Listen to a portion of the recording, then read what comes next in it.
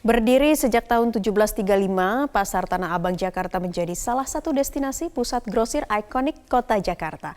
Bagaimana tidak, pasar yang dinobatkan sebagai pasar terbesar di Asia Tenggara ini menghadirkan sejumlah kebutuhan dengan harga yang terjangkau. Harga yang terjangkau berdampak pada kedatangan pengunjung yang datang tidak hanya dari Jakarta, namun semua itu berubah sejak pandemi melanda Indonesia.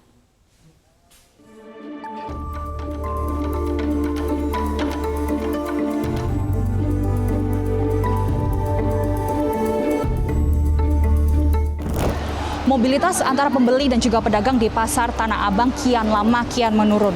Surutnya mobilitas daripada pedagang dan juga pembeli ini terlihat pada saat pandemi atau memasuki tahun 2020, di mana biasanya yang pasar ini selalu ramai dengan pembeli dan pedagang tidak henti-hentinya melayani para pembeli. Memasuki tahun pandemi ataupun kurang lebih 3 tahun berjalan, mobilitas terlihat sepi dan tidak terlihat adanya banyak pembeli yang berada di Pasar Tanah Abang. Sebagian besar masyarakat tentu sudah tidak asing dengan Pasar Tanah Abang. Berdiri sejak tahun 1735, yang dahulu dikenal dengan nama Pasar Sabtu, pasar ini selalu menjadi daya tarik pembeli, apalagi menjelang Hari Raya Idul Fitri, Idul Adha, dan hari besar lainnya.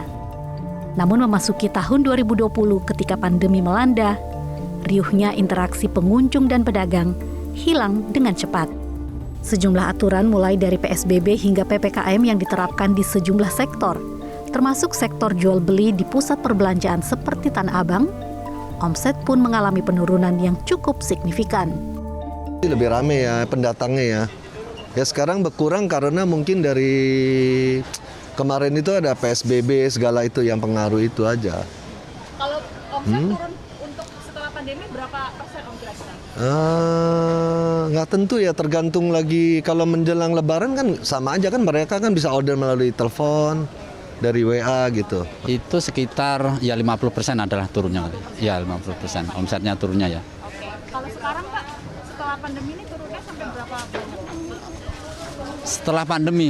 Setelah pandemi ya ini udah kemarin udah agak mendingan, udah ada kenaikan sedikit lah. Ini kayaknya resesi atau apa ya, ini makin turun lagi kayaknya. Iya turun lagi, udah sempat naik, ini turun lagi. Dahulu, biasanya mobilitas pedagang dan pembeli selalu ramai di setiap lantai dan blok Pasar Tanah Abang. Namun pada masa pandemi, pedagang lebih banyak menunggu pembeli sembari bermain gadget masing-masing dan berbincang dengan sesama pedagang lain. Sejumlah pedagang pun juga mengupayakan untuk berjualan melalui media sosial atau e-commerce.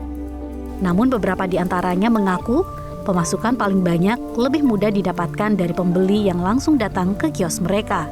Apalagi habis pandemi gitu. Sekarang juga lihat aja tuh. Yang lewat juga ini sepi. Oke. Selain jualan di toko, jualan online juga nggak Bu? Ada, cuman nggak terlalu sih. Nggak terlalu. Online juga nggak terlalu banyak gitu. Jadi memang prioritasnya nunggu Iya, di toko ya? offline di toko aja. Meski dengan kondisi yang berbeda dengan tahun-tahun sebelumnya, Pasar Tanah Abang tetap eksis dan menjadi incaran masyarakat Jakarta dan luar Jakarta untuk berbelanja. Lokasinya yang dekat dengan stasiun KRL dan Transjakarta cukup mempermudah mobilitas orang-orang yang akan datang ke Pasar Tanah Abang. Dari Jakarta, Ruth Dio, Sinta Novita, Metro TV.